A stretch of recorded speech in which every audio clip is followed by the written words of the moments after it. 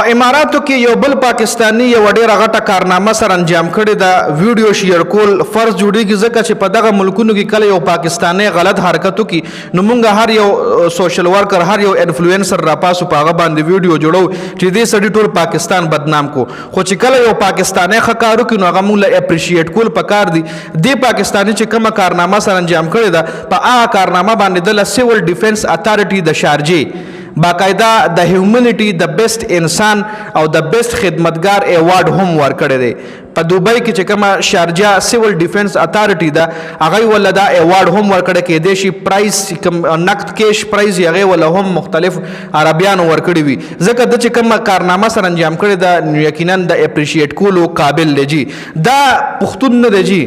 خو پاکستانی دی.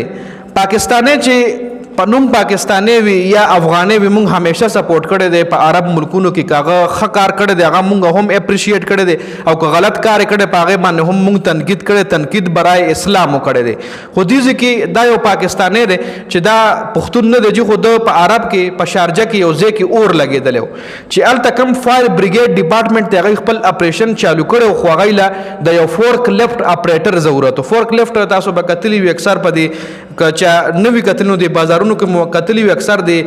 ټریفک والا سره هم وي ګاډه پې اوچت کړي او بس یو ویسي هغه فورک لیفټ هغې له ویلی کېږي هیوي شیزونه پې اوچتېږي جي. نو دا یو پاکستانی چې د په کمپنۍ کې دغه فورک لیفټ چلولو نو چې کله دله پته ولګېده د فلاني ځای کې اور لګېدلی دی نو هلته چې کوم فایر بریګیډ ډپارټمنټ وایي خپل اپریشن کولو خو هغوی له د فورک لیفټ ضرورت شو. هغه چې څنګه دله پته لګېدل چې اوس دلته د فورک لیفټ ضرورت دی نو ریسکیو ډپارټمنټ چې کوم فایر بریګیډ ډپارټمنټ دی هغوی دله هم د مدد ویلي او دې هغوی ویلو سره ډایرکټ د فورک لیفټ روان کړی دی او په اور کې دننه د په فورک لیفټ باندې اپریشن کړی دی د فایر بریګیډ ډپارټمنټ سره. د شارجې چې کوم فایر بریګیډ چې کوم اور مړ کوي جی هغه ډپارټمنټ سره د اپریشن کړی دی په 3-4 غنټې کنټینیوسلی د اپریشن کړی دی. د خپل ځان پروا کولو نه علاوه نه د ګاډي پروا د کړې نه د خپل ژوند پروا د کړې ده او دغه اپریشن کې د مکمل حصه غشتلې ده بغیر څه د مطلب دا څه فایر بریګیډ ډپارټمنټ کې خود کار نه دی کړی څه ټریننګ خود نه کړی بغیر د ټریننګ د اور له ورغلی دی سره د ګاډي او دغه فایر بریګیډ ډپارټمنټ یې مرسته کړې ده. خو دغه دوران دی بیا په چوټۍ راغلی دی خو سیول ډیفنس اتھارټي شارجه چې کومه وایي له پته وه چې دغه رنګ یو پاکستاني د ځان پروا نه ده کړې د خپل ځان پروا نه ده کړې او فایر بریګیډ سره په اور کې مرسته کړې ده دی په چوټۍ راغلی چې کله چوټۍ نه واپس تللی دی نو باقاعده د هغوی ګارډ اف آنر هم ورکړی دی ډېر عزت سره هغوی خپل آفس ته راغوستی دی او یو پروګرام هغوی منعقد کړی و چې په هغې کې لوکل خلک هم عربیان او د هغوی په مخې له دله دغه ایوارډ ورکړلی شوی دی چې کوم تصویر تاسو له په سکرین باندې هم ښکاري.